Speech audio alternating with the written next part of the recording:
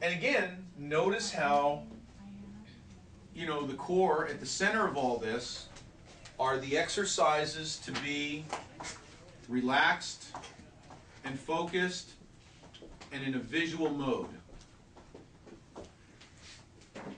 The next level of practice is spelling and vocabulary words. And we learn a specific strategy for memorizing spelling and vocabulary words. Then we now have a new strategy for visual reading and visual listening.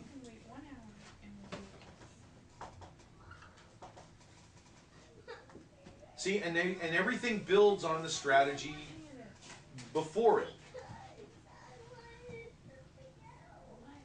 And as long as we're visual listening and visual reading, we can do keyword notes. And if we do keyword notes, we can do keyword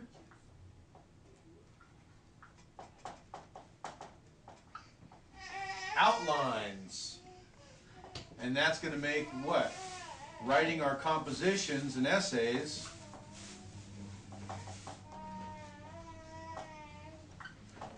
much easier, right? It's also going to make, at this level, keyword notes. Once we get out to keyword notes, we also have studying, test preparation.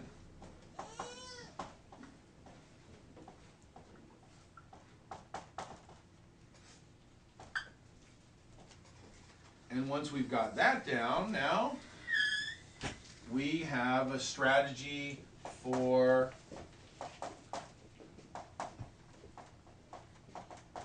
test taking. Does that make sense? Mm-hmm.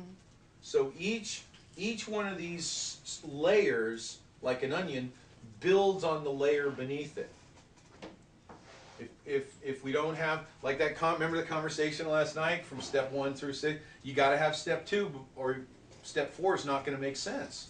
So this is critical. Those little exercises, the juggling, the crosswalks, the peas porridge hot, the balloon juggling, the focusing, the lazy eights, right? All that. Every day, using like either my subliminal CDs or some hypnosis techniques, just that visualization like we did yesterday, where you just anchor it. You anchor that relaxed, focused state to being in the classroom, to being successful, feeling successful, enjoying learning, is all connected to this right here. Relaxed and focused. A visual state, visual learning, relaxed and focused. And then everything builds on the one before it. Summary right above special visual, right? What's that? Visual listening? No, right above spelling. Right above spelling. Visual reading. Visual reading.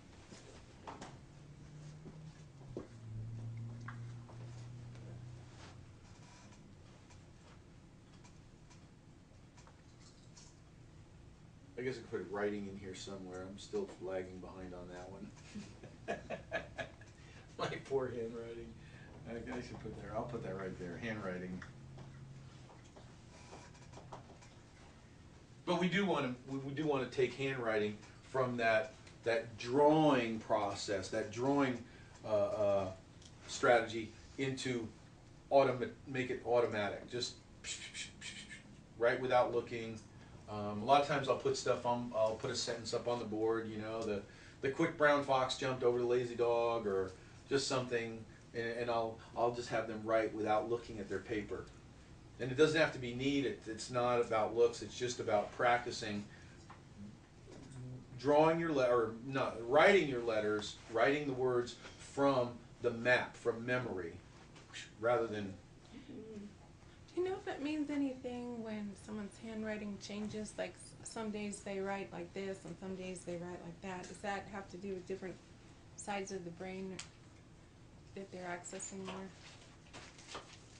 I'd probably need more information to know what you're talking about. But could stress absolutely be a factor? I mean, I see kids that write impeccably, but you put them under a little stress, you give them a timed test, and now, you know, it looks like hieroglyphics. You know, it's it's almost unreadable. Mm-hmm. But they can sit there and write nice when there's absolutely no pressure. So again, look at what's that stress. You see that stress response. Watch for kids.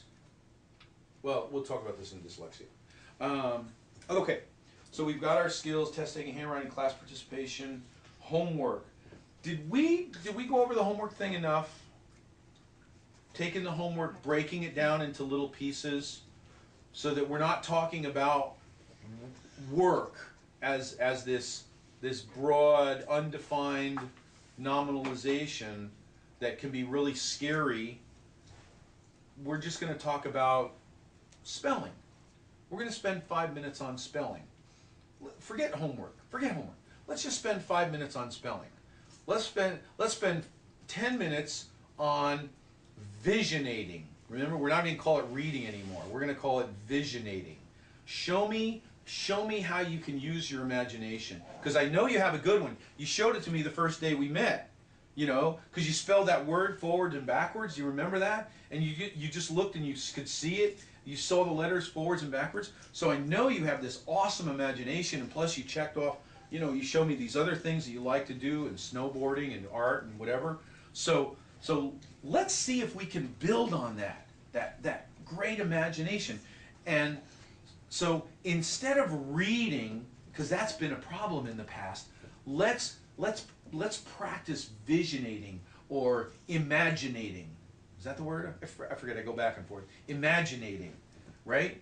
And we're just going to look at the word, recognize it, and imagine the meaning up here. We're going to hold the meaning in our imagination. Because otherwise, what happens? If you try to get the meaning of the word in words, you just get more words. It's one of the problems with some dyslexics have with looking things up in the dictionary. The teacher says, look it up in the dictionary. Okay? So they don't know what this word means, right? So they go and look it up in the dictionary. I had somebody I worked with a little bit just recently. I think she was like, I want to say Vietnamese, Southeast Asia, somewhere in there. But she'd been in the country for about 10 years, but English was a second language to her. And she really wanted to read, she really wanted to do well, and we worked on some of the issues, but the biggest problem that she was having was vocabulary. And she'd have to stop continually and look up vocabulary words. But every time she looked up a word, it just gave her 10 more words, you know? You know, it's like aptitude, you know? Having or no, that's not. There's some of that are really classics. It's like, you know,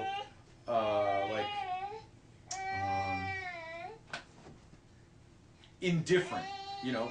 And you look it up in the dictionary, it says being indifferent to, or indifferent from. It's like, wait a minute, how does that help? They use the same word in the definition sometimes, or they just give you 10 more words that you have to look up.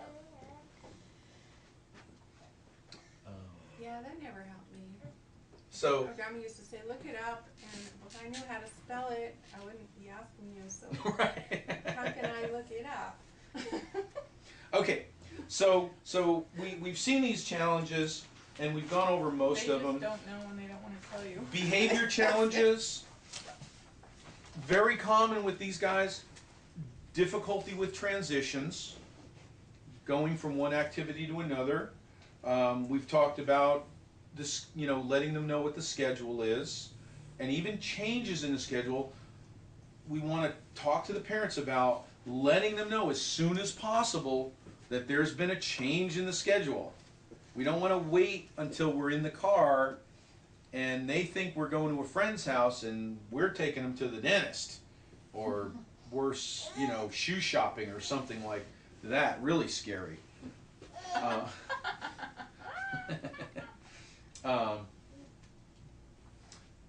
So keeping that calendar, keeping a good communication, giving those 2-minute warnings. 2-minute warning. And just show the parents how to do it. A nice 2-minute warning.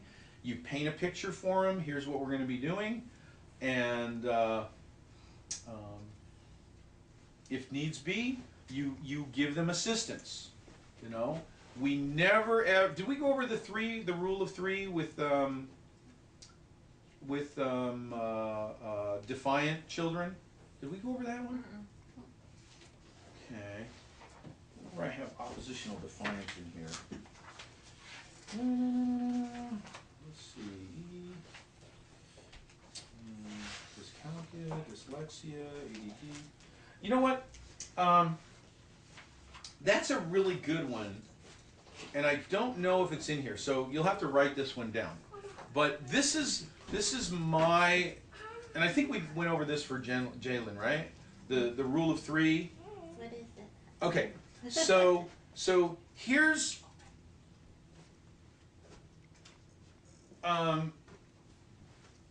remember, we're dealing with children that more than any other child or group of children are wired up to push the boundaries. If they smell weakness, they will push and push and push until it breaks.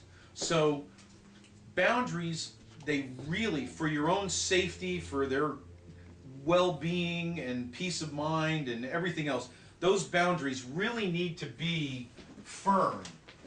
They really need to be firm. So, one of the things that we talk about, and the reason it comes up is because we hear about it. We hear from parents, I have to tell Johnny to do this 100 times. I have to remind him 100 times. I have to tell him 20 times to clean his room. I have to tell him 10 times to put out the garbage, right? Okay, that's not good. You're literally training the child to ignore you for as long as he possibly can. Okay? So here's how we want to nip that one in the bud right away. We want to nip that one in the bud right away. No more than 3 times.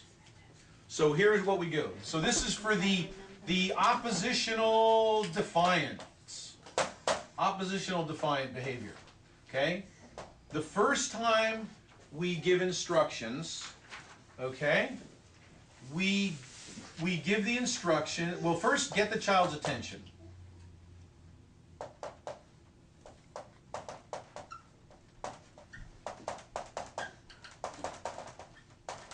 Okay?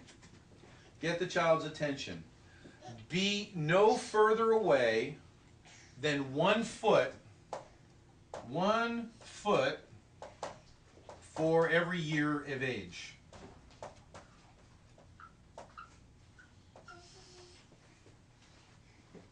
Make physical contact is even better.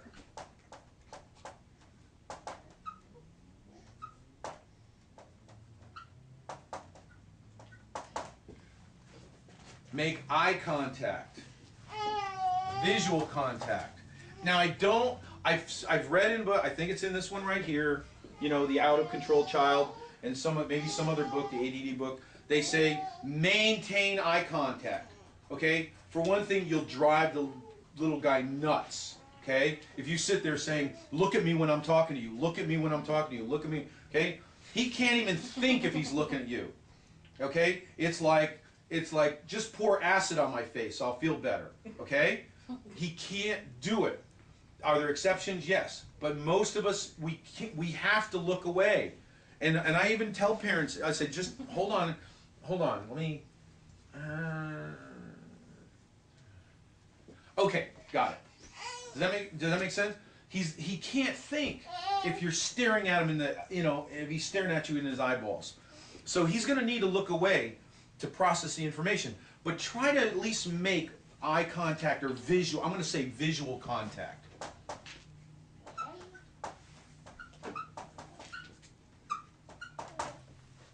Okay, so now we're ready for number 2. Number 2 is we want to give the child instructions. So we're going to give him instructions.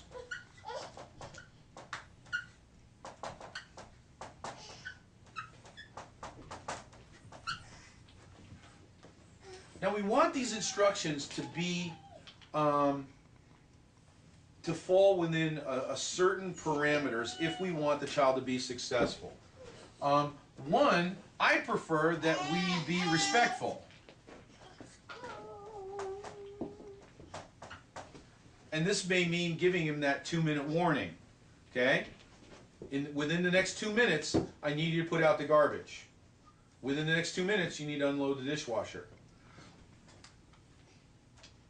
If the 2-minute thing for some reason doesn't work, at least 90% of the time, you may need to do something else until they get the hang of it, like give them more guidance. Okay, but ideally, you give them that 2 minutes, and it shows that okay, I respect you're in the middle of doing something, and I'm going to give you time to finish it up, pause the game, and then come do the dishwasher. Okay, be respectful. Let's see. Be brief. Be brief. Okay? 15 seconds. That's it. One thing at a time. Not 3 things. Can you work up to 3 things? Yes. It's like teaching them their math facts or something. You can take a picture, a simple picture like part of a spelling word, and then you chain that to another picture. Okay? And you chain that to another picture. And these get linked together, verbally linked together. So can you see that you're going to do this? You're going to go to the sink, open the door, pull out the garbage, take the garbage down to the garage, open the lid, put the garbage into the big can, close the lid, and bring the little can back up and put it under the sink. So it's very clear and very specific. Because I've had moms that said, go put out the garbage. Okay? And he took the garbage out from under the sink, he went down, he walked down right next to the garbage can outside by the garage, he put the other garbage can right next to it, and then went off and did something else. Well, she didn't say actually bring it back, Another one, she said bring out put the garbage out and bring back something from the garage. I forget what it was, and he didn't do it. I said, well, yeah, I wouldn't expect that, because his mode of operation was to get the can, bring it out, and bring it back. Get the can, bring it out, bring it back.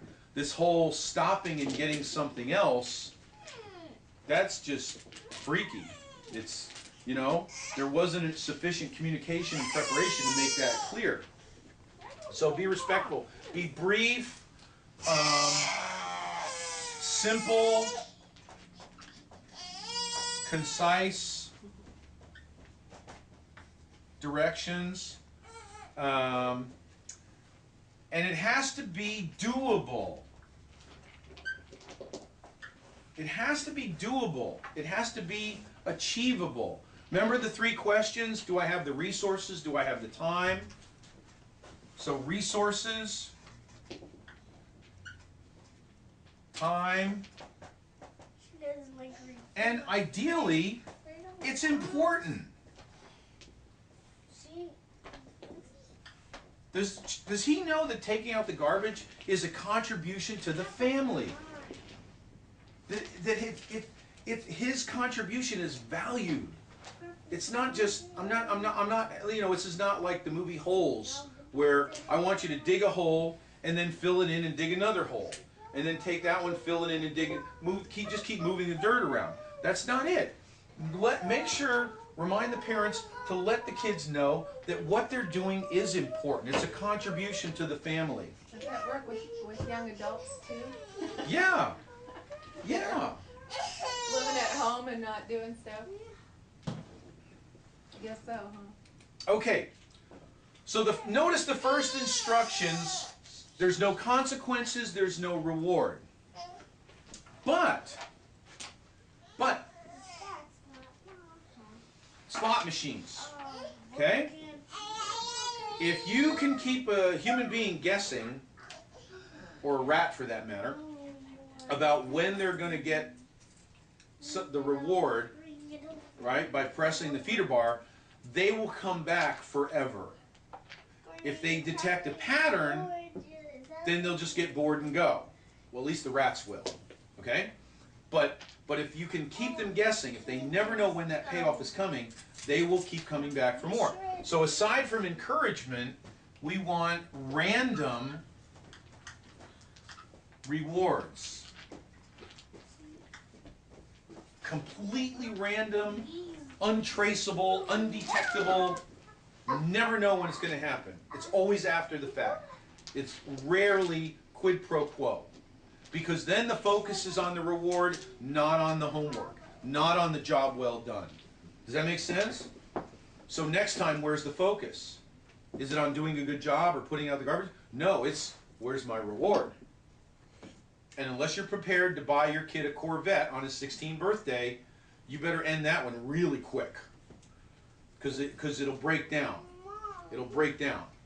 At some point, you don't have enough money or, you know, whatever, to get them to keep, you know, it's like ransom. You know, the amount keeps going up. Till somebody dies. So, random rewards, totally unpredictable. But this is their freebie.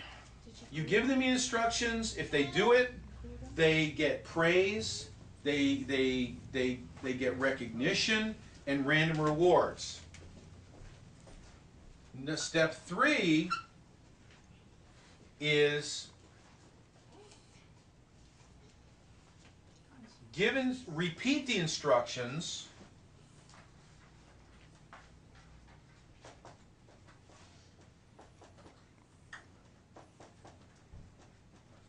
with consequences.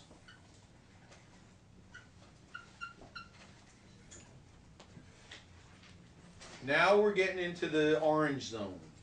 Okay, we were green before. Now we're getting into like yellow alert. They've been given the instructions clearly. Of course, you know, don't forget number 1, right? So you still got to repeat the instructions, you know, with number 1. Make sure make sure your ducks are in a row, that there's been no misunderstanding or clarity. But now it is with consequences. Okay? So this is their last chance.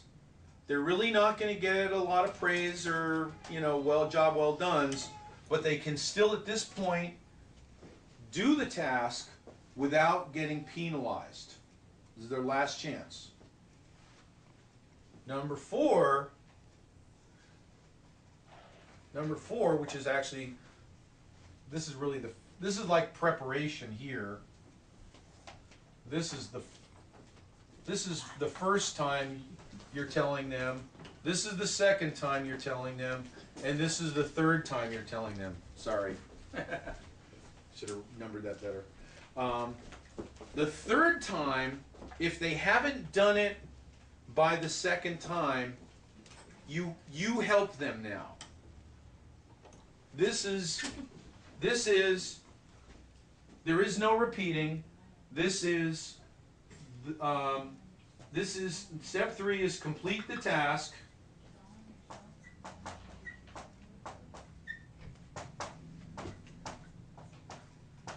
Possibly with assistance. If you have to, you take them by the arm, you lead them over to the garbage. Come on, we'll do it together. Boom, boom, boom. Show them how. You treat them like you would a 2-year-old. You take them through it.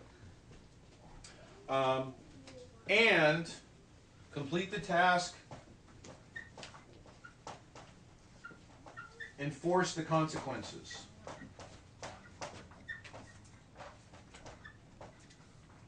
So just because they did the task does not mean they get out of the consequences.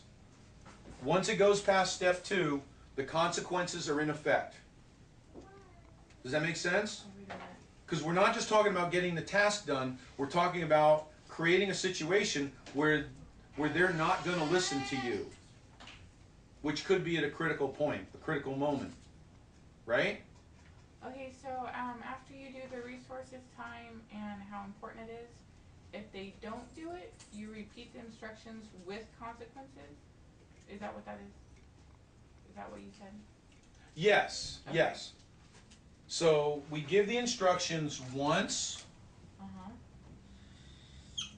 We give, and remember, your benchmark is that 80-20 or 90-10 rule. If you're giving them instructions to do something, and even with consequences, they're failing at more than 1/5, 80% of the or 20% of the time, something's wrong. So this, whatever it is you're asking to do, will never ever become a habit. There's too much failure involved. It has to be, 80% here, or 80% here and 95% here. And then it becomes a habit. Does that make sense? Even with the consequences, if you give them the consequences are reasonable, appropriate, they're understood, right? And they still fail, then something's wrong. Something's not right. Either the task was too hard, it was too difficult, it was not understandable in their world. Remember, we're always talking about their perception of the task. The consequences weren't, what's the word I'm looking for? Like connected, like as a result of, or you know what I'm saying? The word, it'll come to me in a minute. But if they get this far, now we're in a situation where if we don't take really serious immediate action, you're training them not to listen to you. You're training them to ignore you. And they can keep playing the video games until, whatever, you start screaming or crying or whatever it is, or until dad gets home.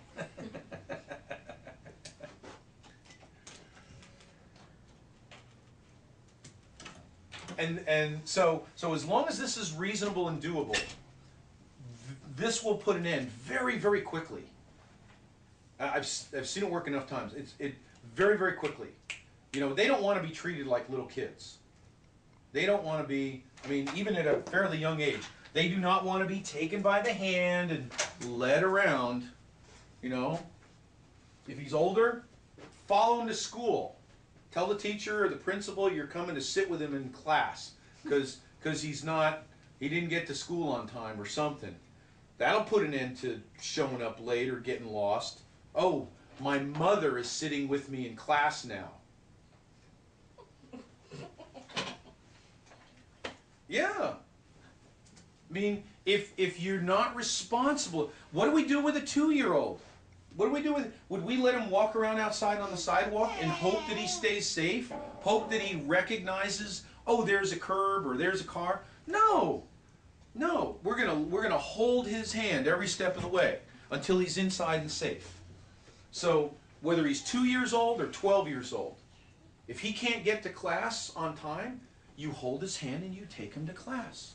You say, here, teacher, here, Miss Johnson, here's Edward. He's your responsibility now. Yeah, Nate, what 8-year-old kid is going to want his mom following him to school? Nobody. So in other words, but the consequences do have to be appropriate. They have to be reasonable and appropriate and linked, to the task. And very often, providing the additional guidance to help them successfully complete the task is going to put an end to all that nonsense right away. Is that good? Okay, so you repeat the instructions with consequences that are related. Related, reasonable. Gosh, what is that word I'm looking for? Like if you don't pick up your toys right now, I'm gonna do it and put them away. Can you do that? That doesn't work? That's not a concept. What do you mean put them? Oh, you mean you're going to lose them. You don't get to play with them. Yeah, you lose them. If you don't pick them up right now, then I'm taking them away. You don't get to play with them. Does that work? Well, but you're not good. You're still not going to pick them up. Okay?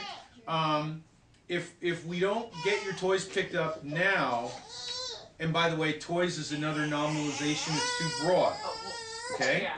So if we don't get your blocks picked up in the next, if you don't start picking up your blocks in the next 2 minutes and get them done within, by the time the big hand is on the 9, then we're going to have to put them away for a month or so until you are old enough to play with them again and take care of them yourself. Because see, it's not my job to take care of your blocks. I'm your mother. I have other things to do. So if you need me to help you take care of your blocks, then we're going to have to put them away for a while. Does that make sense? Mm-hmm.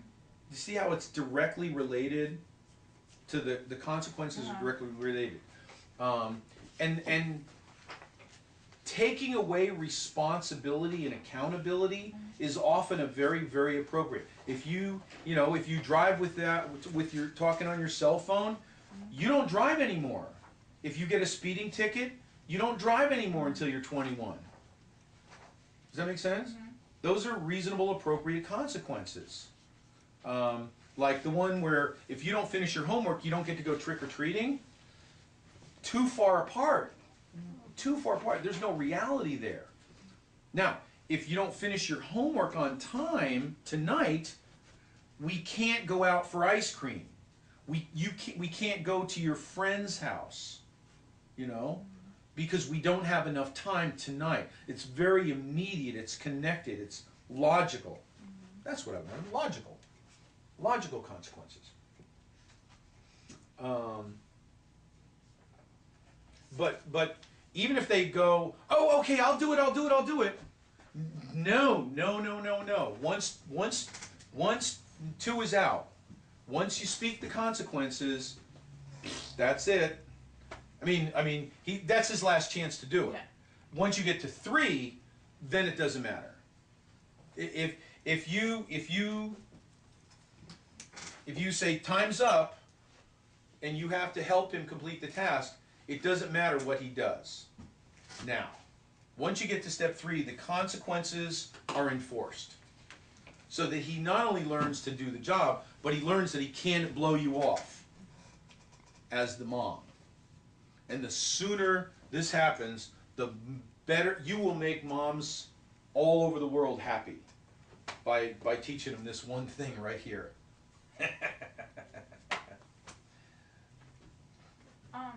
Did you have that problem with Jalen?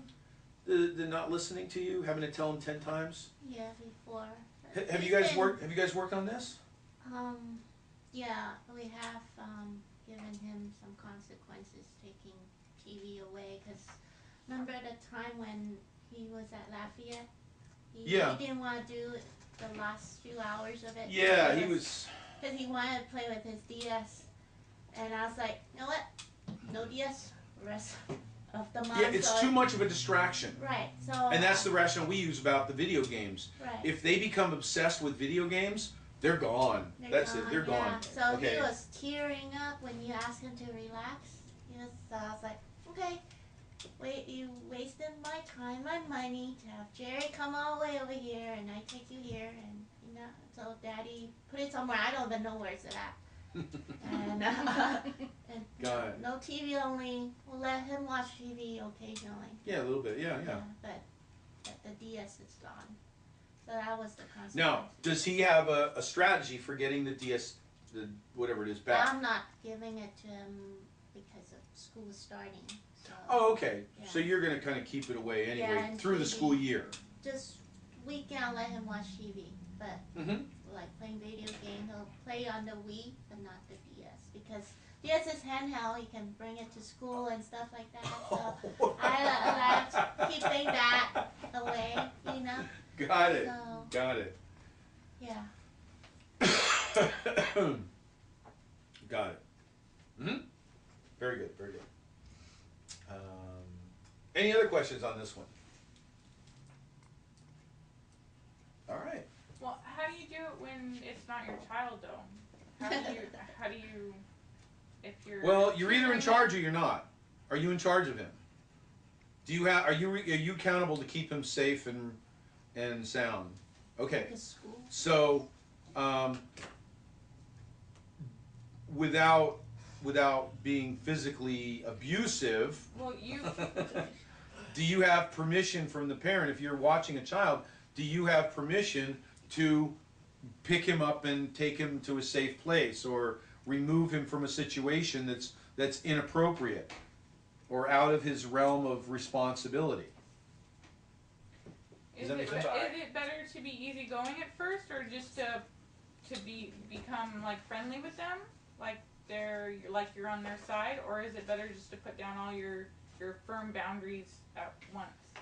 Well, the boundaries are there. The boundaries have nothing to do with being friendly. The boundaries should be understood. Are you talking about like play dates, or are you doing childcare? Well, with any kids, I was just wondering if you're tutoring them, if they come and you're supposed to be teaching them and they're not paying attention to you. Yeah. Or with any child. Okay, but if they're not paying attention to me, that's my fault. Oh, okay. That's my fault. See, I'm not in rapport with them. I'm not, or not my. Let me say it a different way. Oh, like you were saying when they first come in, instead of like, how you're talking about being intuitive and kind of seeing how their breathing is and kind of being like them, and that usually always works to where you don't have to, like you always have a time where you're just talking. Well, okay, let's get specific. Did you see when he came in yesterday? I can't think of his name. Jacob. Did you see Jacob? Did you notice at least several times when I put my hands on his shoulders and I led him from one place to another? I took the balloon, I said, thank you, let's put the balloon over here. So I helped him, okay? So I appreciate that when he's like fixated on something, he is not capable of putting that airplane down. He's not capable of putting the balloon down. So I will help him. I will guide him. I will guide him over to the chair. I will sit him down. I will face him in the right direction. Does that make sense? Yeah. So did I need to go through all of this stuff? No. No. Focus. I just, I said, let's go. And then I think in some cases I probably did have some kind of consequences, like subtle, like. Well, you offered him the balloon if he did. Yeah, in that case I offered him a reward, and then I gave him guidance right away. I mean, I didn't leave him like just floundering around for 5 minutes. I gave him guidance. I guided him to the chair, and then boom, we did our thing. But I also was kind of you know, cognizant of where he was at, and with, you know, with 6 other people in the room and everything, for him to do his crosswalks up and back 4 times, and then come over and do the math and then the focusing thing. To me, that was good. That was like, okay, that was like a good session. We're done, pretty much. So I gave him some time off. I let him play. We did one more exercise, some cross crawls with somebody else, and that was it. He was done. So that, for me, that was a good session. Does that make sense? Yeah. Did it answer your question? Yeah, you did answer my question. Okay. I good. haven't been on one-on-one with a child with this problem. So I Got was it. just getting that really down. Yeah, yeah. You want to set them up for success, okay? If that means emptying out the room so that it's just you and him in the middle of the room sitting in a chair, and I've done this. I could not let him up off the chair. He'd be boom, boom, boom. So I took one chair and I sat him here, I sat me here, and we did the peas porridge hot. I actually sat him over there with the stereo. He put the headphones on. I said, you don't need to do anything, just I'm going to tell you a story. So I took him on a little visualization ride. We just did some verbal imaginating instead of written imaginating. And you know, and even then, it was still hard to get him to keep the headphones on. Just, okay? If you notice, I did a bunch of touching here, touching his forehead. Always you want to make sure you have some kind of permission with the child. Be careful. Some kids are really sensitive to different kinds of touch. I got in the habit of doing anchoring on the shoulder, and then one kid, he did not like it at all. So, yeah, either you know him or you get permission. You know, can I touch you on the shoulder for this exercise? Is that okay? Can I sit right here and, you know, sit over here with you to do this exercise? Maybe I don't say touch you, right? Because it's like, Yeah. you know, can I touch you? Can I touch your body? No. What I say is, can I sit over here with you as I'm touching their shoulder? Okay? So the touch is implied in the question, and if they say yes, then I feel good about it. I feel okay with it. If they squirm or say no or anything like that, then I will come back and I will use visual anchors or auditory anchors. I'll change my voice when I want to set the anchor of relaxed and focused. And being in the class, relaxed and focused. And sitting down to do your homework and getting relaxed and focused. Does that make sense? Mm-hmm. So you don't always have to use a touch anchor. It can be visual, it can be auditory.